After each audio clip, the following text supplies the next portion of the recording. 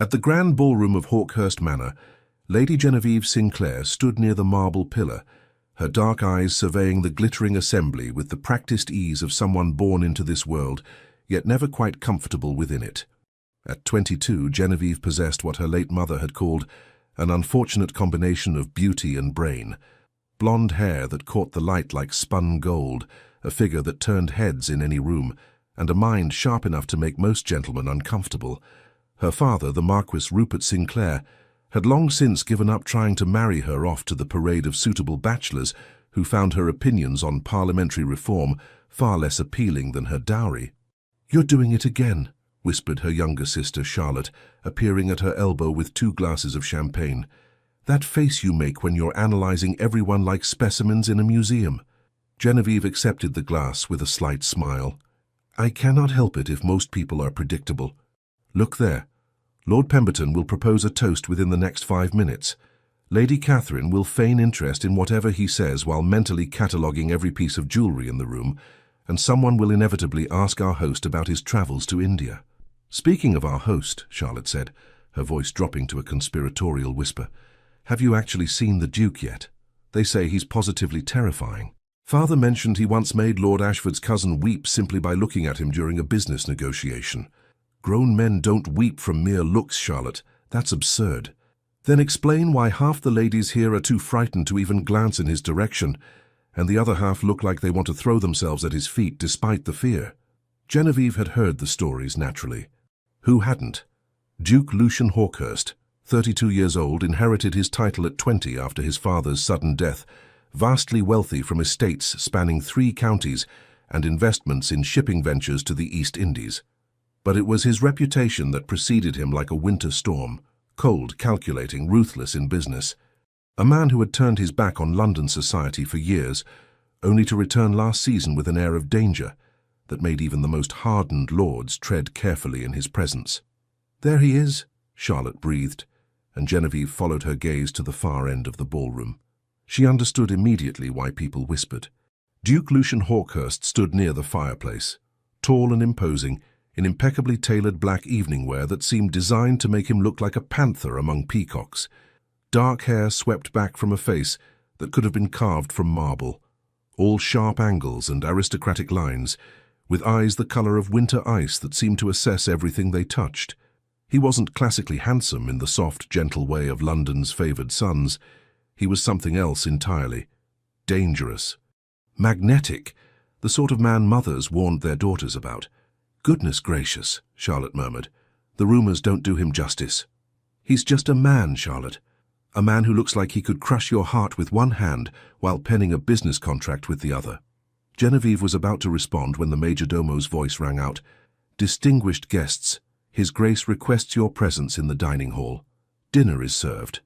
The procession into the dining room followed the rigid protocol of rank, dukes and duchesses first, followed by marquises, then earls and their families in descending order. Genevieve found herself seated midway down the impossibly long mahogany table, with Charlotte on her right and an elderly countess on her left, who immediately began complaining about the draught from the windows. The Duke sat at the head of the table, naturally, with Lord and Lady Ashford positioned close by in seats of honour. Edmund Ashford was a viscount with political ambitions and a smile that never quite reached his eyes. His wife, Lady Margaret, possessed the kind of calculated beauty that came from expensive gowns and even more expensive jewellery, her dark hair arranged in elaborate curls that must have taken her maid hours to perfect. Genevieve had met them both briefly upon arrival. Something about the couple made her instinctively uncomfortable, though she couldn't articulate why. Perhaps it was the way Lord Ashford's compliments felt like assessments, or how Lady Margaret's laughter seemed just a touch too practiced, too perfectly timed. The first course arrived, a delicate consommé that steamed in fine porcelain bowls. Conversation flowed around her in waves of meaningless pleasantries. Lady Pemberton discussed her daughter's upcoming presentation at court. Lord Harrison debated the merits of a new irrigation system for his Devonshire estate. Charlotte kicked Genevieve under the table and nodded toward a young gentleman across from them who'd been staring for the past 5 minutes. "Mr. Thomas Whitfield," Charlotte whispered. "Heir to the Whitfield textile fortune. Father mentioned him last week. Father mentions many gentlemen. I'm not a racehorse to be auctioned." "No, but you are 22, and showing no signs of accepting any proposals. At this rate, you'll end up like Aunt Philippa, living alone with 12 cats and a parrot named Wellington. Aunt Philippa is perfectly happy, and Wellington is excellent company." The second course arrived, then the third. Genevieve found herself relaxing slightly, the wine and food softening the edges of her usual social anxiety. Perhaps this evening wouldn't be as tedious as she'd feared. Perhaps. Her thoughts stopped abruptly. Lady Margaret Ashford had risen from her seat, ostensibly to speak with a friend several chairs away. But as she passed behind the Duke's chair, Genevieve caught a movement so quick, so subtle, that she almost dismissed it as imagination. Almost. Lady Margaret's hand, concealed within the folds of her silk gown, withdrew something small, a tiny glass vial, no larger than Genevieve's thumb. The movement was practiced, smooth, the gesture of someone who'd rehearsed this moment. As Lord Edmund engaged the Duke in animated conversation about shipping routes, gesturing expansively enough to draw attention, his wife's fingers moved with surgical precision. The vial tipped.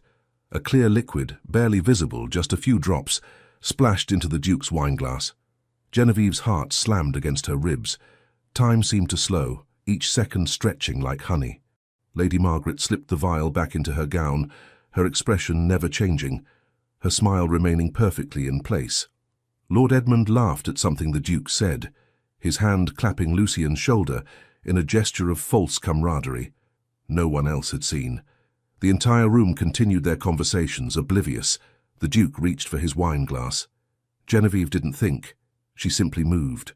Rising from her chair so quickly it scraped against the floor, she crossed the space between her seat and the Duke's in 4 swift strides. Conversation stopped. Heads turned. She felt the weight of dozens of eyes, but her focus remained fixed on that wineglass rising toward those ice-blue eyes. "Don't drink that," she whispered urgently, her hand shooting out. The wineglass tilted. Red liquid spilled across the pristine white tablecloth in a spreading stain that looked disturbingly like blood. The crystal struck the table with a sharp crack but didn't shatter. Silence crashed over the room like a physical force. The Duke's eyes, those infamous winter-cold eyes, fixed on her face. Up close they were even more intense than she'd imagined, containing depths that seemed to calculate 1,000 possibilities in the space of a heartbeat. "Lady Genevieve," he said, his voice a low rumble that seemed to vibrate through her bones. "That was my wine. It was poisoned." The words left her mouth before she could consider the consequences. Gasps rippled through the assembled nobility. Someone's fork clattered against china. "Poisoned." Lady Margaret's voice rose in shocked indignation. "What a preposterous accusation! Your Grace, I'm terribly sorry, but it seems Lady Sinclair has had too much wine herself. The poor dear must be confused." Lord Edmund stood, his face reddening. "This is outrageous. My wife and I are guests in this house, and we're being slandered by this hysterical girl." "I am neither hysterical nor confused," Genevieve said, her voice steady despite the trembling in her hands. "I saw Lady Ashford add something to the Duke's wine from a small vial, just moments ago, as she passed behind his chair." "You saw no such thing." Lady Margaret's hand flew to her chest in theatrical shock. "I was merely greeting Lady Worthington. I never went near His Grace's glass." "You're mistaken, child," Lord Edmund said, his tone dripping with condescension. "These dinner parties can be overwhelming, especially for young ladies of sensitive constitution. Perhaps you should retire to the drawing-room and rest." Genevieve felt heat rise to her cheeks, not from embarrassment, but anger. "I am not mistaken. I know what I saw. This is absolutely scandalous," Lady Pemberton announced to no one in particular. "To make such accusations without proof, someone should send for the Marquis Sinclair," another voice suggested. "His daughter clearly needs to be removed before she causes further embarrassment." The words struck like physical blows. Genevieve felt the room closing in, felt the weight of judgment from every direction. She'd acted on instinct, on certainty, but standing here now with the entire aristocracy staring at her like she'd lost her mind, doubt began to creep in. What if she was wrong? What if the shadows and candlelight had played tricks? What if she'd just destroyed her family's reputation over a mistake? Then the Duke moved. His hand, large, warm, steady, closed around hers. The gesture was gentle, but unmistakable. Every eye in the room tracked the movement. Lucian Hawkhurst stood slowly, his considerable height making everyone else seem small by comparison. He didn't release Genevieve's hand. Instead, his thumb brushed across her knuckles in a gesture that felt absurdly intimate given the circumstances. His ice-blue eyes held hers for a long moment. Then he spoke 3 words that would change everything. "I believe you." The room erupted. "Your Grace, surely you cannot—" Lord Ashford sputtered. "I believe Lady Genevieve," Lucian repeated, his voice cutting through the noise like a blade through silk. "And I suggest we investigate this matter thoroughly before anyone leaves this house." Lady Margaret's face had gone pale. "This is ridiculous. We are your guests. We've known your family for 20 years. 20 years or 20 minutes. Attempted murder carries the same weight." The Duke's voice remained calm, but something deadly lurked beneath the surface. "Lord Ashford, I suggest you and your wife remain in the drawing room while I send for a physician to test the wine. If Lady Genevieve is mistaken, you'll have my sincerest apologies and any recompense you desire." "And if she's not?" Lord Edmund's face had turned from red to ashen. "Then you'll have a very different conversation with the magistrate." The Ashfords exchanged a glance, quick, panicked, speaking volumes. Then Lady Margaret did something that sealed their fate. Her hand moved toward the hidden pocket in her gown where the vial rested. "Don't," Lucian said softly, but with such command that Margaret's hand froze mid-movement. "Whatever you're reaching for, I suggest you reconsider." Lord Edmund grabbed his wife's arm. "We don't have to tolerate this humiliation. We're leaving." "No one is leaving," the Duke said, and though he didn't raise his voice, something in his tone made it clear this wasn't a request. He looked toward his butler. "Jameson, send for Dr. Whitmore immediately, and ensure that Lord and Lady Ashford's carriage is temporarily unavailable." "Your Grace," Lord Edmund's voice cracked, "you cannot hold us prisoner in your home." "I can do whatever is necessary to protect my household and my guests, which, I should note, includes determining why someone would attempt to poison me at my own dinner table." Lucian's eyes were chips of ice. "Now shall we adjourn to the drawing room and wait for the physician, or would you prefer to make this even more interesting?" The threat hung in the air like smoke. Lord Ashford's jaw worked soundlessly. Lady Margaret looked like she might faint, all her practiced composure crumbling. "The drawing room," Edmund finally managed. "But this is a mistake, a terrible mistake. We shall see." As footmen moved to escort the Ashfords from the dining room, Lucian finally released Genevieve's hand. She immediately felt the loss of that steady warmth. "Lady Genevieve," he said, his voice pitched for her ears alone, "I would speak with you privately, if you're amenable." Her father appeared at her elbow, his face creased with concern. "Genevieve, what in heaven's name—" "Father, I'll explain everything, but first—" She looked at the Duke, at those penetrating eyes that seemed to see straight through to her bones. "Yes, Your Grace, I'm amenable." Charlotte squeezed her arm as she passed. "You're either the bravest person I know or the maddest," she whispered. "Possibly both." Genevieve followed the Duke from the dining room, acutely aware of every whisper, every stare following their departure. She'd just accused prominent members of society of attempted murder in front of the entire aristocracy. Her reputation would either be vindicated or destroyed by whatever happened next. There was no middle ground anymore.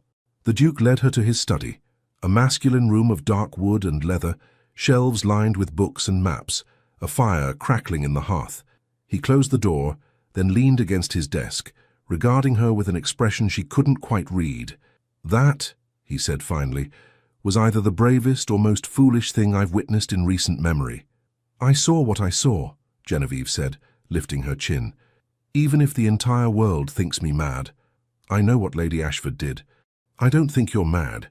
He moved closer and she caught the scent of sandalwood and something darker, more complex. "I think you have exceptional observational skills and no sense of self-preservation. Would you rather I'd said nothing, let you drink poison?" "No." The word was soft but absolute. "No, I'm grateful beyond measure. I'm simply trying to understand why you risked everything to save a man you've never even met." Genevieve considered the question. "Because it was the right thing to do. Because I couldn't live with myself if I'd stayed silent. Because—" She paused, searching for words. "Because some things matter more than reputation or propriety." Something shifted in his expression, a crack in that icy facade. Most people would disagree with that assessment. Then most people are cowards. To her surprise, he laughed. It was a rusty sound, as if he didn't do it often, but genuine. "You're unlike anyone I've ever met, Lady Genevieve." Is that a compliment or criticism? I'm not entirely sure yet. A knock interrupted them. Jameson, the butler, entered with a silver tray bearing a fresh glass of wine, and Dr. Whitmore, a thin man with spectacles and the permanent expression of someone who'd seen too many of society's secrets. "Your Grace," the physician said, bowing, "I came as quickly as I could." Jameson mentioned there was some concern about contaminated wine. Lucian gestured to the stained tablecloth that a footman had brought in. "The spilled wine, Doctor. I need to know if it contains anything unnatural." Dr. Whitmore set to work with various vials and instruments that Genevieve didn't recognize. The minutes stretched. Lucian stood perfectly still, his attention divided between the doctor and Genevieve in a way that made her pulse quicken. Finally, Dr. Whitmore looked up, his face grave. "Your Grace, there is definitely a foreign substance in this wine. Based on the color change in my reagent test, I'd say it's most likely arsenic. Not enough to kill immediately, but enough to make you violently ill. Continued doses over time would be fatal." The room seemed to tilt. Genevieve grabbed the edge of the desk to steady herself. "Arsenic," Lucian repeated, his voice deadly calm. How thoughtful of Lord and Lady Ashford. "Subtle enough to seem like natural illness. Shall I inform the magistrate?" Jameson asked. "Not yet. First, I want to understand why." The Duke's eyes found Genevieve's. "You saved my life tonight, Lady Genevieve. That is not a debt I take lightly." "I don't want your debt, I just want justice. You may find those two things are more connected than you realize." He moved to the window, staring out at the dark gardens. "The Ashfords will deny everything, naturally. They'll claim the contamination happened after the wine was spilled, or that someone else had access to my glass. Without the vial Margaret used, it's her word against yours." "Then we search her," Genevieve said. "The vial must still be in her gown. She'll have disposed of it by now, thrown it in the fire, dropped it in a plant pot, given it to her maid to hide. She's not stupid, just desperate." He turned back to face her. "This will get worse before it gets better, you realize. The Ashfords have friends, influence, connections throughout London society. They'll paint you as hysterical, delusional, a troublemaker seeking attention. I know. Your reputation will suffer, severely. Marriage prospects will evaporate. Invitations will cease. Your father will face pressure from his peers to manage you." Genevieve felt each word like a stone dropping into a well, the splash echoing in the darkness. "I know," she repeated, quieter this time. "Yet you don't regret speaking up." It wasn't a question, but she answered anyway. "No, I'd do it again." Lucian studied her for a long moment, something unreadable moving behind those ice-blue eyes. Then he smiled, a real smile this time, not the polite mask he'd worn earlier. It transformed his entire face, made him look younger, almost human. "Then I suppose we're allies now, Lady Genevieve, because I don't abandon people who save my life, regardless of what society demands. And if the Ashfords want war, I'm more than happy to oblige. What will you do?" "What I do best." His smile turned sharp. "I'll investigate. I'll gather evidence. I'll dismantle their lives piece by piece until they're begging to confess. And you?" He moved closer, close enough that she had to tilt her head back to meet his eyes. "You are going to be my ally in this, my partner, which means you'll be spending a great deal of time in my company." "Is that a threat or a promise?" "That depends entirely on your perspective. And what will people say about a young lady spending time alone with the most dangerous duke in England?" His smile widened. "Exactly what they're already thinking. But by the time we're done, their opinions won't matter. The truth will." Genevieve knew she should be frightened, should retreat to safety, to propriety, to the comfortable cage society had built for women like her. Instead, looking into those winter eyes that burned with purpose, and something else she couldn't quite name, she felt only one thing: exhilaration. "Then I accept your partnership, Your Grace." "Lucian," he said, "if we're to be allies against vipers, you should call me Lucian. Only if you call me Genevieve." "Very well, Genevieve." The way he said her name felt like a caress. "Welcome to the most dangerous game in London. I hope you're ready." As she left his study and returned to find her worried father and excited sister, Genevieve realized something. Ready or not, her life had just changed irrevocably. The safe, predictable path she'd been walking had ended tonight. Whatever lay ahead would be dangerous, scandalous, and possibly devastating. She couldn't wait. The morning after the disastrous dinner party, Genevieve woke to find London society had already passed judgment. "It's everywhere," Charlotte said, bursting into her bedroom with a stack of morning correspondence. Every breakfast table from Mayfair to Belgravia is discussing what happened last night. And Genevieve, it's not good. Genevieve sat up, accepting the letters with trepidation. The first was from Lady Pemberton, politely but firmly uninviting her to next week's garden party. The second was from Mrs. Caroline Thornbury, cancelling their scheduled visit to discuss charitable work. The third, fourth, and fifth followed similar patterns. Invitations withdrawn, engagements postponed indefinitely, social doors closing with the soft but definitive click of rejection. "What does father say?" Genevieve asked, setting the letters aside. "He's in his study. He's been in there since dawn with Lord Whitmore and Lord Harrison. I heard raised voices." Charlotte perched on the edge of the bed, her usual cheerfulness dimmed. "They're saying terrible things, Jenny. That you've always been odd. That you've read too many novels, that you were seeking attention from the Duke by creating a scandal. That's absurd. I was trying to save his life. I know that. You know that. But Lord and Lady Ashford have been very busy this morning. They visited half of London's most influential families, telling their version of events. In their story, you're an unstable young woman who became infatuated with the Duke and fabricated the entire poisoning attempt to gain his attention." Genevieve felt ice in her veins. "That's a complete fabrication. But it's a believable one. Think about it. The Duke is wealthy, titled, and mysterious. You're an unmarried lady known for having unconventional opinions. You spilled his wine in front of everyone and made dramatic accusations without proof. To anyone who wasn't there, who didn't see what you saw, their version sounds more plausible than yours. The physician confirmed there was arsenic in the wine, which the Ashfords claim was added after the wine was spilled, precisely to support your accusation. They're suggesting you orchestrated the entire thing, perhaps even poisoned the wine yourself after knocking it over." Charlotte grabbed her hand. "I know it's monstrous, but that's what they're telling people." A knock at the door interrupted them. Their lady's maid, Agnes, entered with a troubled expression. "Miss Genevieve, your father requests your presence in his study. Immediately." The walk down the corridor felt like a march to the gallows. Genevieve found her father standing by the window, his usually ruddy complexion pale, his shoulders bowed under invisible weight. "Father," she began, but he raised a hand. "Do you have any idea what you've done?" His voice was quiet, which somehow made it worse than shouting. "In one evening you've managed to make our family the subject of the most scandalous gossip London has seen in years. I saved a man's life.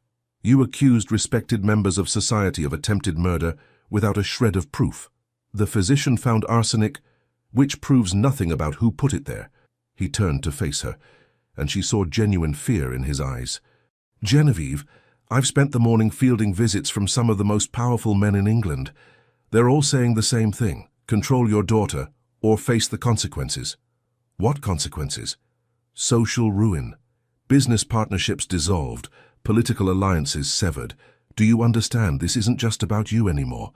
This affects our entire family, our tenants, our standing in society." "So you want me to lie, to recant what I saw?"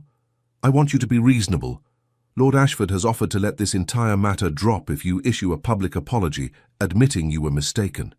"I wasn't mistaken." "Genevieve, father, I know what I saw. Lady Ashford poisoned the Duke's wine. If I apologize, if I recant, I'm not just lying. I'm letting attempted murderers go free." Her father sank into his chair, suddenly looking much older than his 50 years. "The Duke believes you. Did you know that? He sent a message this morning stating in no uncertain terms that he stands by your account of events." "Then why?" "Because belief and proof are different things. Without evidence, without the vial, without witnesses, this becomes a matter of reputation and influence. And in that arena, my dear, we're outmatched. The Ashfords have the support of half the peerage. They've positioned themselves as the wounded parties, victims of a young woman's delusions." Genevieve felt tears prick her eyes but refused to let them fall. "What would you have me do?" "I don't know," he admitted, his voice breaking slightly. "I'm trying to protect you, but I don't know how. If you maintain your accusations, society will destroy you. If you recant, you'll have to live with the lie. Either way, your prospects for a good marriage are—" He trailed off, unable to finish. "Ruined? Severely compromised." A different knock sounded. Jameson, their butler, entered with a silver tray bearing a single card. "My lord, the Duke of Hawkhurst is here to see Lady Genevieve."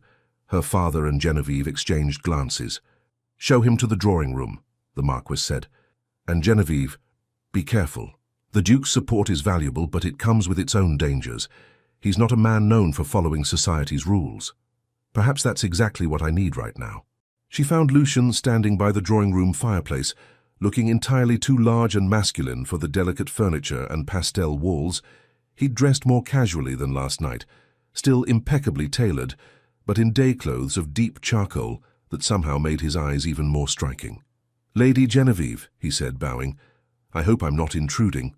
"Not at all, Your Grace, though I suspect my father would prefer you'd sent a letter rather than calling in person." "I'm sure he would. But letters can be intercepted, and I prefer to deliver certain messages face to face." He studied her. "You've heard the rumors, I take it, that I'm a madwoman seeking your attention through false accusations." "Yes, I've been informed." "And your response?" "That anyone who believes such nonsense isn't worth my time or consideration." He smiled, that same transformation she'd seen last night. "Excellent answer. Though I should warn you, that describes approximately 3/4 of London society. Then I suppose I'll have a great deal more free time for reading. An optimistic perspective. I like it." He moved closer, his expression growing serious. "I came to tell you that I've hired investigators, discreet ones, to look into the Ashfords' affairs. If there's evidence of their plan, we'll find it. But it may take time. And until then, I'm the villain in their story." "Unfortunately, yes, which is why I have a proposal for you." Genevieve's heart quickened. "What sort of proposal?" "A strategic one. The Ashfords are counting on society's judgment to protect them. They believe that if enough people view you as unstable or attention-seeking, any evidence we find will be dismissed as fabricated, so we need to change the narrative." "How?" "By making it clear that you have my complete and unwavering support. Not just my belief in your account, but my public endorsement of your character and judgment." "Your Grace, Lucian, that will only make the rumors worse. They'll say I've compromised you somehow, or that you're motivated by—" She felt heat rise to her cheeks. "By what, attraction?" He said it so casually as if discussing the weather. "Let them say it. The truth is, I find you fascinating, Genevieve. You're brave, intelligent, and apparently willing to face social ruin rather than let injustice stand. Those are rare qualities. You barely know me. I know enough. I know you didn't hesitate to save my life. I know you haven't wavered in your account despite enormous pressure. I know you told your father you'd rather live with society's censure than a lie." He paused. "How do I know that?" "Because my valet's cousin is your father's footman, and servants talk. Welcome to how I gather information." Despite everything, Genevieve laughed. "That's remarkably underhanded. I prefer resourceful, but we're getting off topic. My proposal is this. Allow me to publicly court you." She stared at him. "I beg your pardon?" "Not a real courtship, necessarily, though I won't rule that out entirely." His eyes held a glint of humor. "But a visible, unmistakable demonstration that I value your company and judgment. I'll dance with you at every ball. I'll call on you regularly. I'll make it clear to all of London that any insult to you is an insult to me. That's madness. Your reputation will suffer. My reputation is already that of a dangerous, unpredictable recluse. This will simply add surprisingly good taste in women to the list." He moved closer still, close enough that she could see flecks of silver in those blue eyes. "The Ashfords want to isolate you, make you powerless. This does the opposite. It makes attacking you considerably more dangerous for them. Why would you do this? Risk your own standing for someone you barely know? Because you saved my life. Because I despise bullies and cowards, which the Ashfords most certainly are. And because—" He hesitated. something vulnerable flickering across his face. Because I've spent years keeping everyone at arm's length, trusting no one, expecting betrayal from every corner. Then you appeared and threw yourself into danger to save a stranger. That kind of courage deserves protection, not punishment. Genevieve's mind raced. What he was proposing was outrageous, potentially ruinous for both of them. But he was right about one thing. Isolated, she was vulnerable. With the Duke's support, she had power. "If we do this," she said slowly, "there need to be rules. I won't be treated like some helpless damsel in need of rescue. I want to be involved in the investigation. I want to help expose the Ashfords." "Agreed. And this arrangement, this fake courtship or whatever it is, it ends when we've cleared my name and brought them to justice. No expectations beyond that." "Of course," though something in his eyes suggested he wasn't entirely opposed to other possibilities. "And if at any point I ask you to stop, to end this arrangement, you'll do so immediately. No arguments. You have my word." She extended her hand. "Then we have an agreement, Your Grace."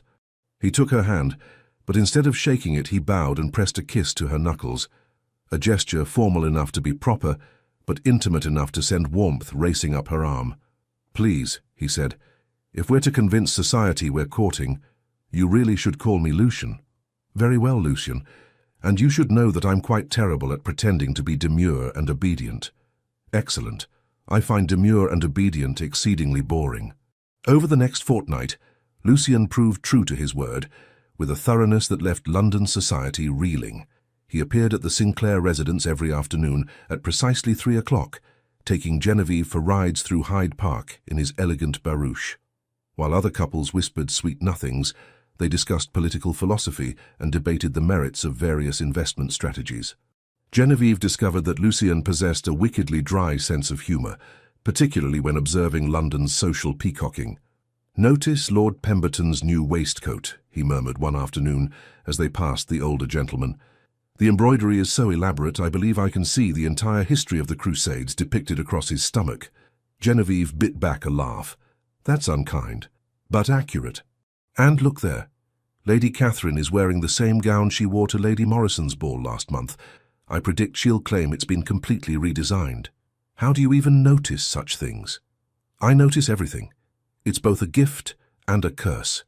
For instance, I've noticed that you fidget with your reticule when you're annoyed, that you have a small scar on your left hand from what I'm guessing was a childhood accident involving your sister and a garden gate, and that you despise tea but drink it anyway to be polite."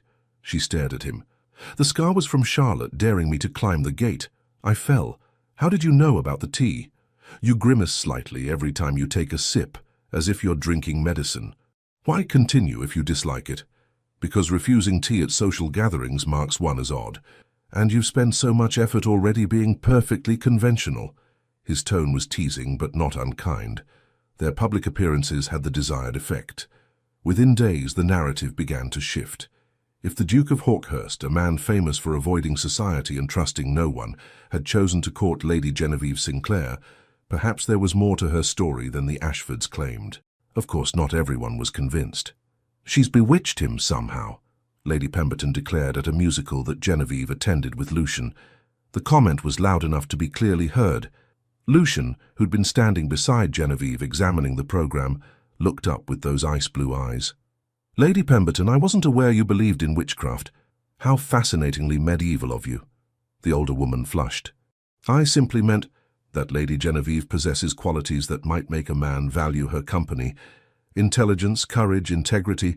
Yes, those traits could indeed be considered enchanting to someone tired of vapid conversation and artificial flattery." "Your Grace, I didn't intend—" "Of course not. Just as I'm sure you didn't intend for your comments about Lady Genevieve's character to be interpreted as insults to my judgment in choosing her company. Because that would suggest you consider me so easily fooled, which would be quite insulting indeed." Lady Pemberton looked like she might faint. "I would never suggest such a thing." "Excellent. Then we understand each other." He smiled, but it didn't reach his eyes. "Enjoy the performance." As they moved away, Genevieve whispered, "You didn't have to do that." "Yes, I did. The moment people think they can insult you without consequence is the moment we've lost. Besides," he added with a slight smile, I enjoyed it. Lady Pemberton has been tedious for years. Someone needed to say something. But not all confrontations ended so smoothly. At Lord Harrison's ball the following week, they encountered the Ashfords themselves. The couple had been avoiding events where Lucian and Genevieve might appear, but apparently decided it was time to reclaim their social ground. Lord Edmund approached them in the refreshment room, his expression one of wounded dignity. "Your Grace, might I have a word?" "You may have several, Lord Ashford, though I cannot promise you'll enjoy my responses." Edmund's jaw tightened. "This vendetta against my wife and myself must end. You're a reasonable man. Surely you can see that Lady Genevieve was mistaken that night. The wine was tested after it had been spilled and handled by numerous servants. Any contamination could have occurred then. Interesting theory. Except Dr. Whitmore confirmed the poison was dissolved in the wine, not added to the stain afterward. The chemical composition was quite clear on that point. Then someone else must have poisoned it before dinner was served. A disgruntled servant, perhaps. My wife and I would never—" "Lord Ashford," Lucian interrupted, his voice dropping to a dangerous quietness, "I'm going to give you some advice. Stop talking. Stop spreading rumors. Stop pretending to be the injured party. Because the more you protest, the more attention you draw to your actions that night. And I promise you, I will find evidence of what you did. It's only a matter of time." "You cannot prove something that didn't happen." "Can't I? I've already discovered some fascinating information about your financial situation. Gambling debts, Lord Ashford? Quite substantial ones. And your shipping investments, the ones you convinced my father to recommend to me years ago. They've all mysteriously failed, haven't they? Yet somehow you've managed to purchase a new estate in Surrey." Edmund's face went pale. "Those are private matters." "Nothing is private when attempted murder is involved. I have investigators looking into every transaction, every business dealing, every conversation you've had in the past 5 years. If there's evidence of your plan to poison me gradually, to make it look like natural illness, to forge documents giving you control of my estates, I will find it." "That's preposterous. I never—" But Edmund's face had gone from pale to ashen, and his hands trembled slightly. "Shall we test that assertion? I think the magistrate would be very interested in examining your wife's recent purchases from certain apothecaries. Arsenic is surprisingly well documented when bought in quantity." Lord Ashford opened his mouth, closed it, then turned and walked away without another word. Genevieve realized she'd been holding her breath. "Did you mean all that? About the evidence?" "Every word. My investigators have been very thorough." He guided her toward the ballroom. "The Ashfords have been living beyond their means for years, funded by investments they convinced my father to make before his death. When those investments failed, suspiciously I might add, they needed another source of income. My estates, my fortune would have provided that. A gradual poisoning, a forged codicil to my will naming Edmund as executor. It's actually quite clever, if morally reprehensible. Can you prove it?" "Not yet, but I will." He paused as they reached the dance floor. "In the meantime, I believe this is our waltz." As he swept her into the dance, Genevieve marveled at how natural this had become. His hand at her waist, her hand in his, moving together as if they'd done this 1,000 times. They'd practiced, of course, ostensibly to maintain their courtship ruse, but somewhere along the way it had stopped feeling like practice. "You're thinking very hard about something," Lucian observed. "I can see the calculations behind your eyes." "I'm thinking about how strange this all is. A month ago I'd never met you. Now I'm dancing with you while half of London watches and whispers. Would you change it if you could?" She considered the question honestly. Her social calendar had certainly diminished. Many of her former friends now crossed the street to avoid her. Marriage proposals had dried up entirely, though whether from fear of scandal or fear of competing with a duke, she wasn't certain, but she'd also never felt more alive. "No," she said finally. "No, I wouldn't change a thing. Though I think that says something rather damning about my character. It says you value truth over comfort. That's not damning. It's extraordinary." The way he looked at her when he said it made her heart stutter. This was supposed to be pretend, she reminded herself. A strategic alliance. Protection in exchange for cooperation. So why did it feel increasingly real? "Lucian," she began, but he shook his head slightly. "Not here. Too many ears. Too many eyes." But soon, Genevieve. Soon we'll talk about everything that's unspoken between us. And if I'm not ready for that conversation, then we'll wait until you are. I'm a patient man when something matters." The dance ended, and he escorted her back to her father, who'd been watching from the sidelines with an expression caught between approval and concern. "Your Grace," the Marquis said, bowing, "you're very kind to show my daughter such attention." "It's no kindness, my lord. I find her company the most entertaining in London." He turned to Genevieve. "Until tomorrow afternoon?" "Until tomorrow." She watched him leave, cutting through the crowd with that predatory grace that made people instinctively step aside. "He's serious about you," her father said quietly. "I've known Lucian Hawkhurst since he was a boy. I've never seen him look at anyone the way he looks at you. It's just an arrangement, father, a strategy to protect my reputation." "Is it? Because from where I'm standing it looks like considerably more than that." Genevieve didn't answer, couldn't answer, because her father was right, and that terrified her more than any scandal. She'd agreed to a fake courtship with England's most dangerous duke. She just hadn't anticipated it might become real. The investigation into the Ashfords progressed with methodical precision over the following weeks. Lucian's investigators, former Bow Street runners with connections throughout London's underworld, uncovered a trail of financial desperation and careful planning. "Look at this," Lucian said one afternoon in his study, spreading documents across his desk for Genevieve's inspection. They'd fallen into a routine of these afternoon meetings, ostensibly to discuss their strategy, but increasingly becoming something else entirely. Conversations that ranged from philosophy to literature to dreams neither had shared with anyone else. Genevieve leaned over the papers, her shoulder brushing his. Neither moved away. "What am I looking at?" "Receipts from an apothecary shop in Cheapside. 3 purchases of arsenic trioxide over the past 6 months, all signed by a Mrs. Ashworth. Has noticed the similarity to Ashford? That's not enough for a magistrate. She could claim it was for pest control, which is a legitimate use." "True, but combined with these," he produced another set of documents. "Gambling debts totaling nearly £15,000, owed to some rather unsavoury characters. Lord Edmund has been betting heavily at several clubs, losing consistently. The debts are recent, within the past year. So they need money desperately. More than that. Look at the dates. The gambling debts began accumulating about 6 months after my father died, which is also when Edmund started pressuring me to make certain investments that my father had supposedly recommended." Genevieve studied the timeline. "You think they planned this from the beginning, even before your father died?" "I think they've been planning something for years. My father and Lord Ashford were close friends. Edmund was named executor of his will, trustee of certain assets. When my father died, suddenly," he paused, something dark crossing his face. "You don't think—" "I don't know what to think. My father had been in perfect health. Then one day he complained of stomach pains, and within a week he was dead. The physicians said it was a sudden illness.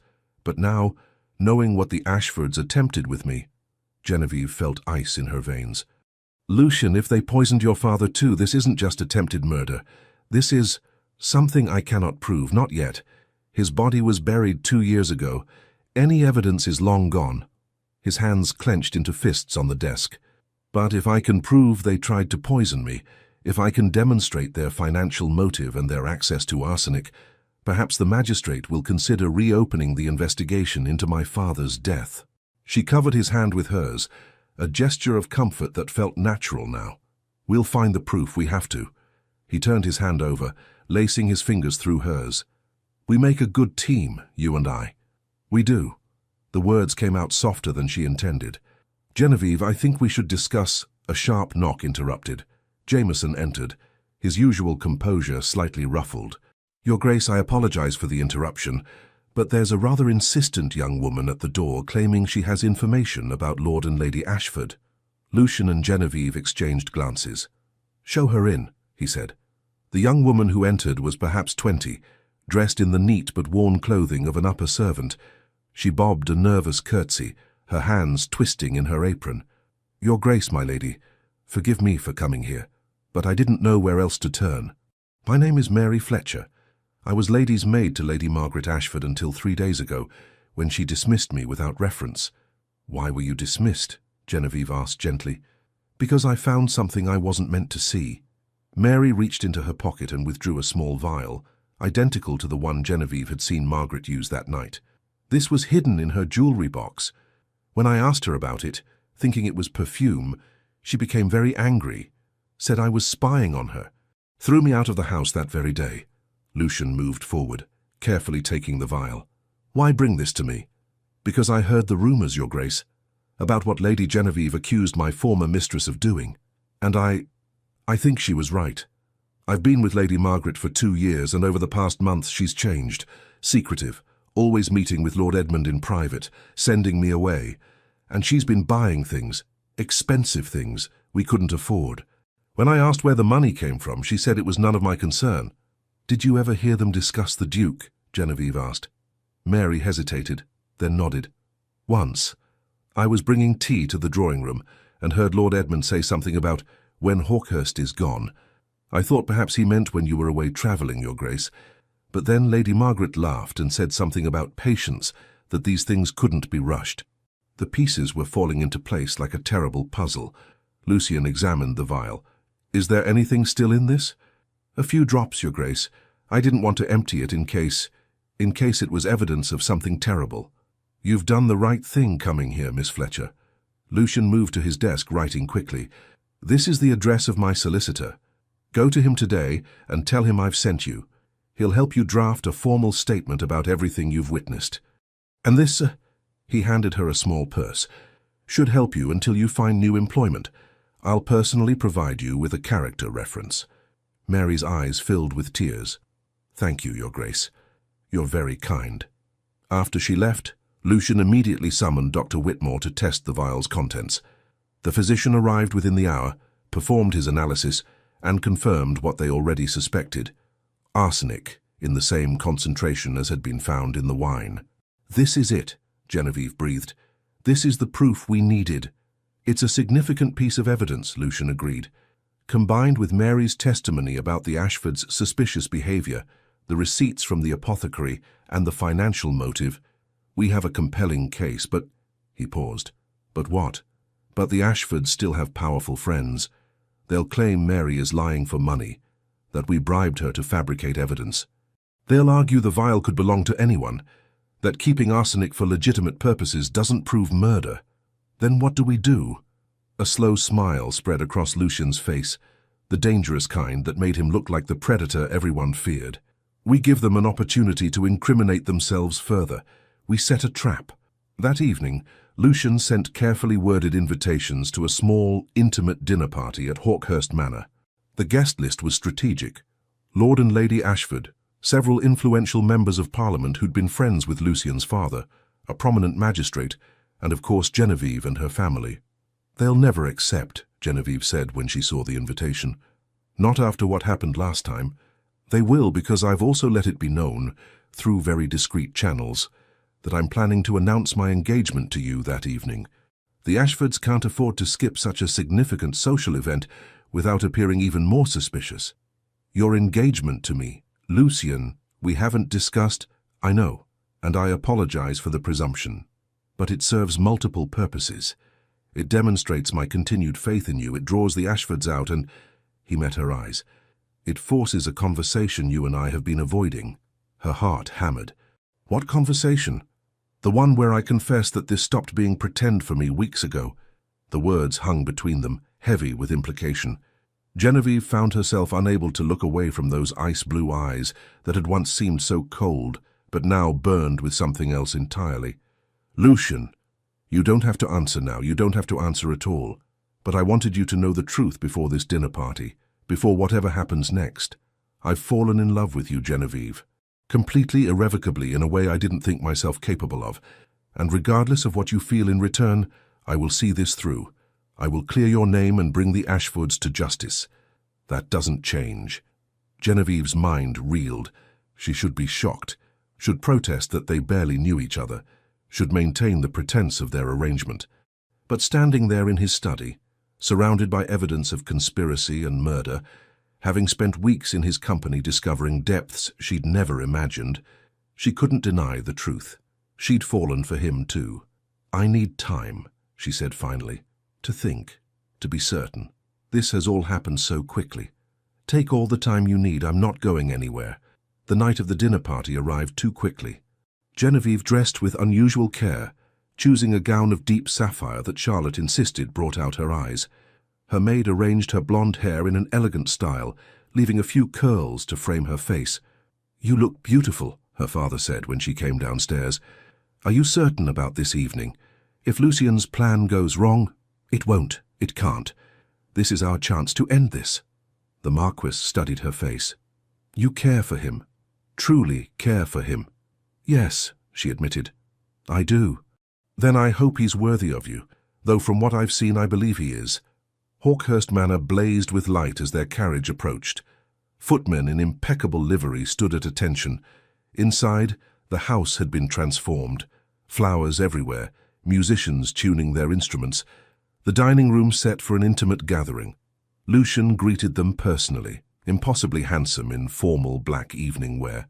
When he bowed over Genevieve's hand, his thumb brushed her wrist in a gesture so subtle, so intimate, that it sent shivers through her.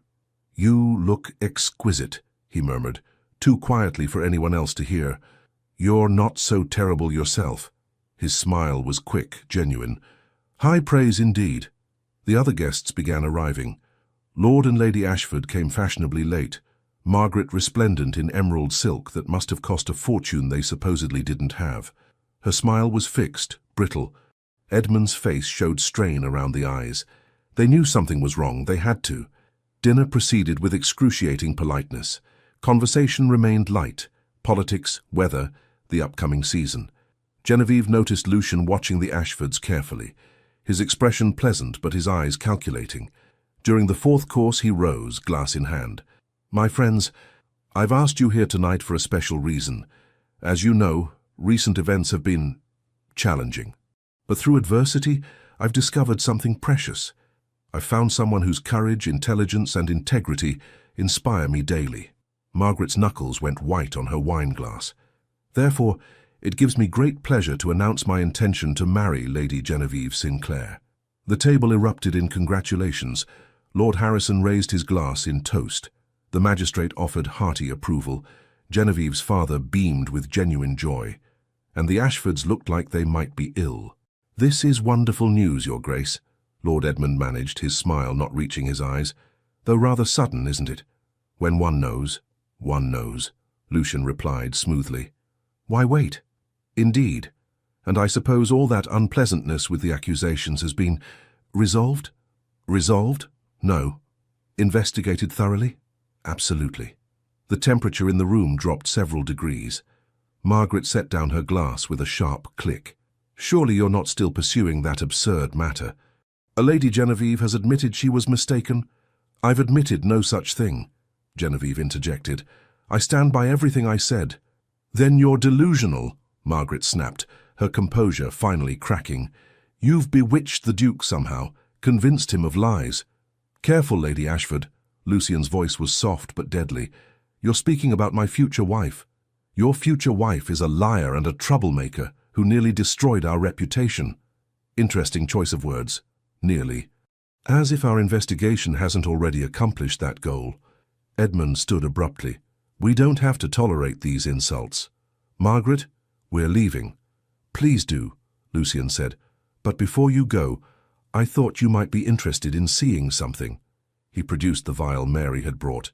"Recognize this." Margaret's face went chalk white. "Found in your jewelry box by your former maid. Still containing traces of arsenic trioxide, the same compound found in my wine that evening. Rather damning, wouldn't you say?" "That's not mine. She planted it. You paid her to plant it." "Did I also pay the apothecary in Cheapside to forge receipts showing someone using a name remarkably similar to yours purchased arsenic on 3 separate occasions? Did I fabricate your husband's gambling debts? Did I invent the financial records showing you desperately needed money you didn't have?" "This is entrapment." Edmund's face had gone purple. "You cannot prove any of this." The magistrate, who'd been listening intently, set down his napkin. "Actually, Lord Ashford, the evidence seems quite substantial. Combined with Lady Genevieve's eyewitness account and the physical evidence of the vial and contaminated wine, I believe there's sufficient cause to investigate further." "You're taking his side," Margaret shrieked. "We've been friends with your family for years." "Which makes this all the more disappointing." The magistrate stood.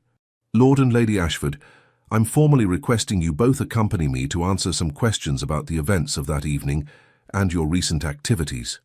"This is ridiculous." But Edmund's bluster was fading, replaced by genuine fear. "We've done nothing wrong." "Then you have nothing to fear from an investigation." Lucian's voice was cold. "Unless, of course, there's more you'd like to confess, such as whether this was your first attempt at poisoning someone for financial gain, or whether my father's sudden death 2 years ago wasn't quite as natural as it seemed." The blood drained from both their faces. "That's slander," Edmund gasped.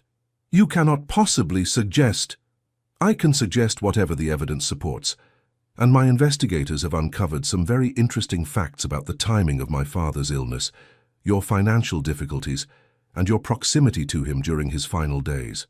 Lucian moved closer, and both Ashfords instinctively stepped back. "Here's what's going to happen. You're going to cooperate with the magistrate's investigation. You're going to confess to your attempt to poison me, and if I find even a shred of evidence linking you to my father's death, I will ensure you both hang for murder." "We didn't kill your father," Margaret cried. "We only tried to—" She stopped, realizing what she'd admitted. Silence crashed over the room. "You only tried to what, Lady Margaret?" the magistrate asked quietly. "Please, do continue." Margaret looked at Edmund, who'd sunk into his chair, his face in his hands. All their practiced denials, their careful lies, had crumbled in an instant. "We tried to make him sick," she whispered finally. "Just sick enough that he'd need help managing his affairs. Edmund was supposed to take over gradually, make some investments, recover our losses. But we never meant to kill him. We weren't giving him enough for that. But you were poisoning him." Lucian's voice was deadly quiet. "Slowly, methodically, hoping to incapacitate him enough to gain control of his fortune. It wasn't supposed to be permanent, just temporary, until we could recover our financial position. And when I refused to make the investments you wanted, when I started questioning the arrangements my father had made, you decided to try again. But this time you planned to kill me, to forge documents making Edmund my executor, giving you control of everything." Edmund's head snapped up. "How did you—" "I found the forged documents in your study. You really should have better locks or more loyal servants. Your butler was quite helpful once I explained the situation. The Ashfords were finished and they knew it. As the magistrate called for the constables he'd had waiting outside, both Edmund and Margaret seemed to shrink, their elegant veneer cracking to reveal the desperate, greedy people beneath. "I'm sorry," Margaret said as the constables led them away. "We were drowning in debt. We had no choice." "There's always a choice," Genevieve said quietly.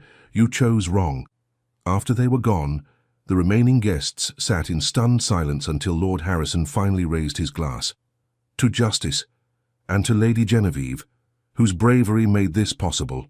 "To Lady Genevieve," the others echoed. Genevieve felt tears prick her eyes, relief, vindication, and something else she couldn't quite name. When she looked at Lucian, he was watching her with an expression of such pride and tenderness that her breath caught.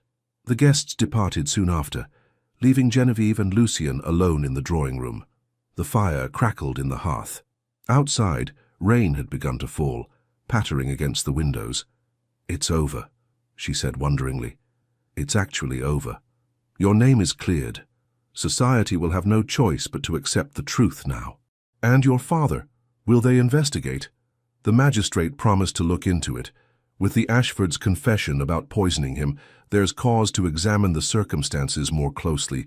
Even if we can't prove they killed him, they'll face charges for what they did to me. That's something. Genevieve moved to the window, watching the rain streak down the glass. "I should feel triumphant, but I just feel tired. That's the exhaustion of battle ending. You've been fighting for weeks. It's natural. What happens now to us, I mean?" She turned to face him. "You announced our engagement tonight. Everyone believes we're to be married." "Yes." He moved closer, his expression uncertain, the first time she'd seen him anything less than completely confident. "I apologize for the presumption. I shouldn't have announced it without your explicit consent. If you wish to call it off, to claim it was part of the ruse to draw out the Ashfords, I'll support whatever story you choose." And if I don't want to call it off? His eyes widened slightly. Genevieve, you said this stopped being pretend for you weeks ago, when you fell in love with me. She took a breath, gathering her courage. It stopped being pretend for me too. Somewhere between the investigations and the afternoon rides, between the debates and the dances, I fell in love with you, Lucian Hawkhurst. Even though you're dangerous and intense and make half of London nervous just by existing. I make you nervous too, he said, but he was smiling. Terrified, but in the best possible way. He crossed the remaining distance between them, his hands coming up to frame her face with surprising gentleness. Marry me, Genevieve, not because of society's expectations or maintaining appearances. Marry me because I love you, because you're the bravest, most brilliant woman I've ever known, because I cannot imagine facing another day without you. Yes, she breathed. Yes, I'll marry you. He kissed her then, and it was nothing like the chaste kisses society permitted. This was heat and promise, passion and tenderness, all the weeks of restraint finally breaking free. His hands tangled in her carefully arranged hair, her fingers gripped his jacket. The world narrowed to just this, his mouth on hers, his heart beating against her palm, the rightness of being in his arms. When they finally broke apart, both breathing hard, Lucian rested his forehead against hers. I should probably speak to your father formally, ask his permission properly. He'll say yes, he already told me he thinks you're worthy of me. High praise from the Marquis Sinclair. Don't let it go to your head. You're still dangerous, difficult, and far too accustomed to getting your own way. And you love me anyway. Against all logic and reason, yes. He laughed, the sound full and genuine. Then I suppose we're both mad. Probably. But I've discovered I rather enjoy madness when it comes with you. Outside, the rain continued to fall, washing away the last traces of scandal and suspicion. Inside, wrapped in each other's arms, Genevieve and Lucian began planning a future neither had dared to imagine just weeks before. A future built on truth, trust, and a love that had emerged from the darkest of circumstances to become something extraordinary. 6 months later, St. George's Church in Hanover Square was filled to capacity with the cream of London society, all gathered to witness what had become the most talked-about wedding of the season. The scandal of the Ashfords' trial, which had resulted in transportation to Australia for both Edmund and Margaret, had been replaced by fascination with the love story that had emerged from that terrible night. Genevieve stood in the vestibule, her hand on her father's arm, looking down the long aisle toward where Lucian waited. Her wedding gown was a masterpiece of ivory silk and delicate lace, but it was the expression on the Duke's face that made her breath catch, wonder and love and fierce possessiveness all at once. "Ready, my dear?" her father asked softly. More than ready. The ceremony was beautiful and surprisingly emotional. When Lucian spoke his vows, his voice, usually so controlled, trembled slightly on the words, "to love and to cherish." When Genevieve promised to honor and keep him, she saw his eyes glisten with what might have been tears. Charlotte, serving as maid of honor, had to dab at her own eyes with a handkerchief. The wedding breakfast at Hawkhurst Manor was an elaborate affair, but Genevieve barely tasted the food. She was too aware of Lucian beside her, his hand finding hers under the table, his thumb stroking her wrist in that gesture that had become their private communication. "Happy?" he murmured during a lull in conversation. "Deliriously." "Good, because I have a surprise for you." After the guests departed, and they were finally alone in the master suite that would now be theirs together, Lucian presented her with a leather-bound journal. "What is this?" she asked, opening it to find pages filled with her handwriting, essays, thoughts, observations she'd written over the past months.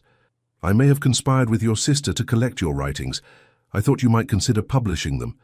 They're brilliant, Genevieve, your insights on social reform, education, women's rights. People should read them." She stared at him. "You want me to publish? Under my own name?" "Why not? You're a duchess now. You have the social standing to weather any criticism, and the world deserves to hear your voice." Tears spilled down her cheeks. "Has anyone ever told you that you're quite possibly the most remarkable man in England?" "I believe you mentioned it once or twice, usually right before calling me insufferable. You are insufferable and remarkable, and mine." "Yours," he agreed, pulling her close. "Always yours." Their first year of marriage was everything Genevieve had never dared to hope for. Lucian proved to be an attentive, passionate husband who delighted in her company and encouraged her intellectual pursuits. True to his word, he helped her publish her essays, which garnered both controversy and acclaim. "Listen to this," she said one morning at breakfast, reading from the Times. "The new Duchess of Hawkhurst challenges conventional thinking with unusual directness." Unusual directness, as if having opinions makes me peculiar. "You are peculiar," Lucian observed from behind his own newspaper. "That's why I married you. You married me because I saved your life. I married you because I couldn't imagine living without you. The life-saving was just a fortunate introduction." She threw a piece of toast at him. He caught it without looking up from his paper. "Show off," she muttered. "You love it." She did. Their arguments were spectacular, intellectual debates that ranged from politics to philosophy to the proper way to organize a library. Their reconciliations were even better, passionate encounters that left them both breathless and laughing. "We're terrible at fighting," Genevieve said one evening after a particularly heated debate about parliamentary reform had ended with them in bed. "We're excellent at fighting. We're just better at making up. Semantics. You love semantics. I love you, you impossible man. I know, it's my greatest achievement." The ton, which had initially been scandalized by their courtship, gradually came to accept and even admire the unconventional couple. The Duke and Duchess of Hawkhurst became known for their intellectual salons, their progressive views, and their obvious devotion to each other. "They're still disgustingly in love," Charlotte reported, after visiting from her own recent marriage to Mr. Whitfield. "It's like watching a romance novel, except somehow more so." Genevieve's father, now enjoying his role as grandfather to Charlotte's children, smiled. "Some people are simply meant for each other. I recognized it the day Lucian first defended her at that terrible dinner party." 18 months into their marriage, Genevieve discovered she was expecting. Lucian's reaction was everything she could have hoped: joy, terror, and fierce protectiveness all at once. "You're certain you're well?" he asked for the 100th time. "Dr. Whitmore said everything is progressing normally." "Yes, Lucian. For the 100th time, I'm perfectly healthy. You should rest more. Perhaps stop attending so many social events. I'm pregnant, not made of glass, and I have a lecture series to complete on women's education reform." "Genevieve, don't Genevieve me in that tone. I'm growing a human, not becoming an invalid." He pulled her close, his hand splaying protectively over her still flat stomach. "I know, I can't lose you. You're everything." Her irritation melted. "You won't lose me. I'm far too stubborn to go anywhere. Promise me you'll be careful." "I promise. And you promise not to hover like an anxious mother hen." "I make no such promise." Their son was born on a crisp October morning, arriving with lusty cries that echoed through Hawkhurst Manor. Genevieve had endured a long labor with Lucian holding her hand the entire time, looking more terrified than she'd ever seen him, face down business rivals or social scandals. "You did it," he whispered, tears streaming down his face as he held their son for the first time. "You're extraordinary." "We did it," she corrected, exhausted but euphoric. "What shall we name him?" They'd debated names for months without reaching consensus. But looking at their son, dark hair like his father but with Genevieve's storm-grey eyes, Lucian said, "Rupert, after your father. He'd be honored, and it's only fitting." The Marquis raised an exceptional woman. "Rupert Lucian Hawkhurst," Genevieve tested. "It suits him. He's perfect, you're perfect. How did I become so fortunate?" "By being poisoned at a dinner party?" He laughed, the sound rich and warm. "Best thing that ever happened to me." Young Rupert proved to be a delightful combination of both parents. His father's intelligence and intensity, his mother's courage and stubborn streak. By his 2nd birthday, he was already demonstrating a talent for getting into mischief that left his parents alternately exasperated and amused. "He put a frog in Lady Pemberton's teacup," Genevieve reported one afternoon, trying to keep a straight face. Lucian covered his mouth, clearly fighting laughter. "That's terrible. We should punish him." "We absolutely should after we stop laughing." Agreed. They found him in the garden, covered in mud, examining beetles with the intense focus that was pure Hawkhurst. "Rupert, my darling," Genevieve said, crouching down. "We don't put frogs in people's tea." "Why not? The frog was thirsty." Lucian turned away, shoulders shaking. "Because it's not polite." Would you like it if someone put a frog in your milk? Rupert considered this gravely. No, but the frog might. That's actually a fair point, Lucien managed. You're not helping, Genevieve muttered. That evening, after Rupert had been bathed, fed, and put to bed with a story about brave knights and clever ladies, Genevieve and Lucien sat in their private sitting room, her feet in his lap as he massaged them, a nightly ritual she'd come to cherish. Do you ever think about that night? She asked. The dinner party where everything changed. Every day, though my perspective on it has shifted. It's no longer the night someone tried to kill me, it's the night I met you. Rather dramatic circumstances for a first meeting. Fitting, though, nothing about us has ever been conventional. She smiled, thinking about their journey, from accusation and scandal to partnership and love. I suppose not, but I wouldn't change any of it. Not even the parts where half of London thought you mad. Especially not those parts. They led me to you. He pulled her closer, kissing her softly. I love you, Genevieve Hawkhurst, more than I thought possible to love anyone. And I love you, my dangerous, impossible, perfect Duke. Perfect? You've definitely hit your head. Perfect for me. That's all that matters.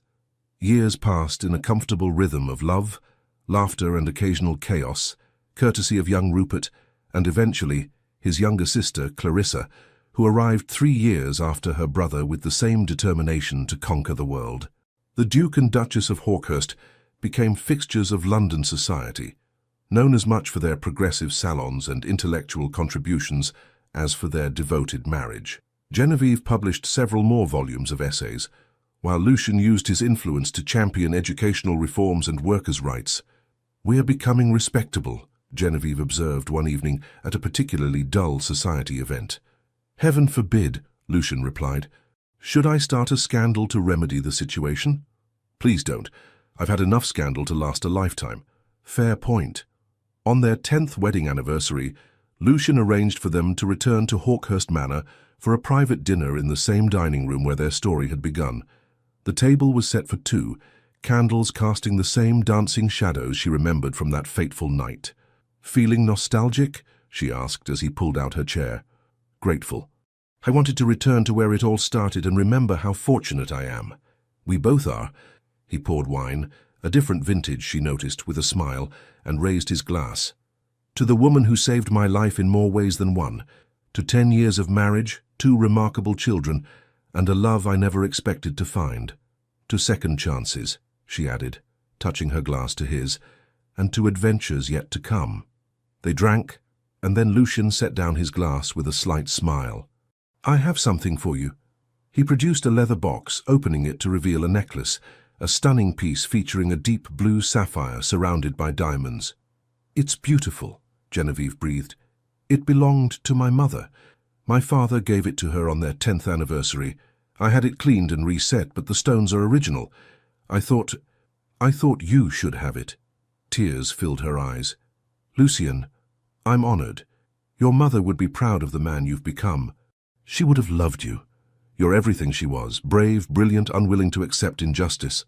He fastened the necklace around her throat, his fingers lingering on her skin in a way that still made her shiver after all these years. Do you remember what you said to me, she asked, that first night when I accused the Ashfords? I believe you. 3 words that changed everything.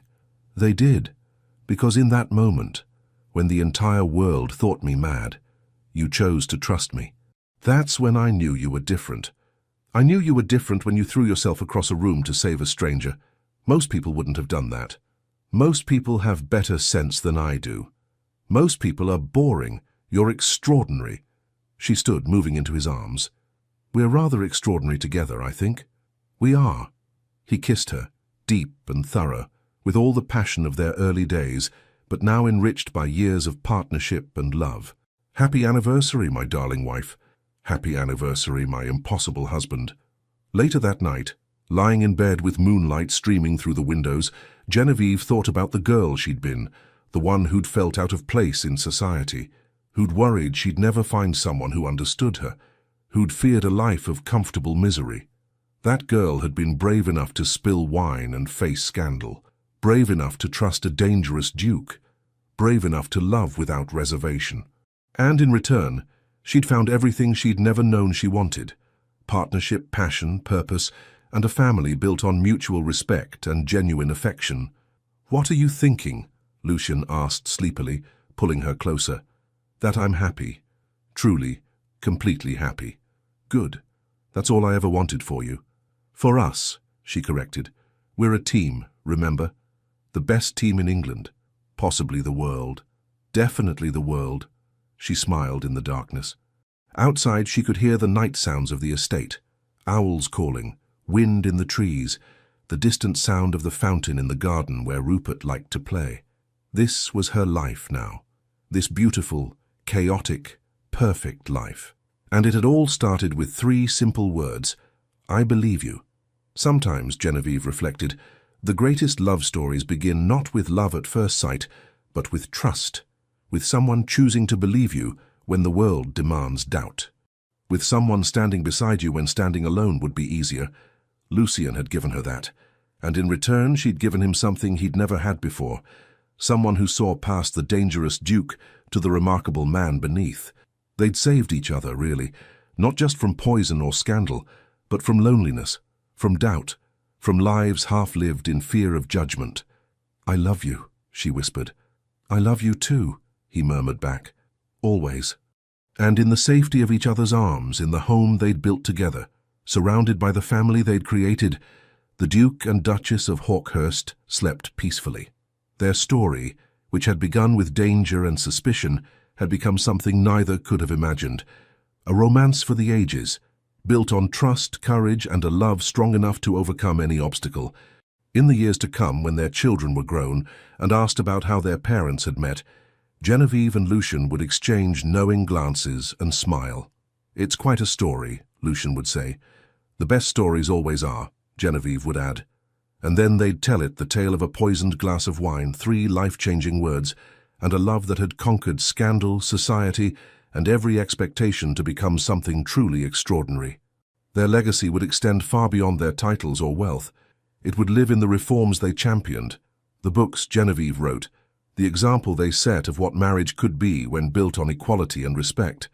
But most of all, it would live in the truth they proved together, that sometimes the greatest loves emerge from the darkest moments, and that courage, whether facing down murderers or facing your own heart, is always rewarded.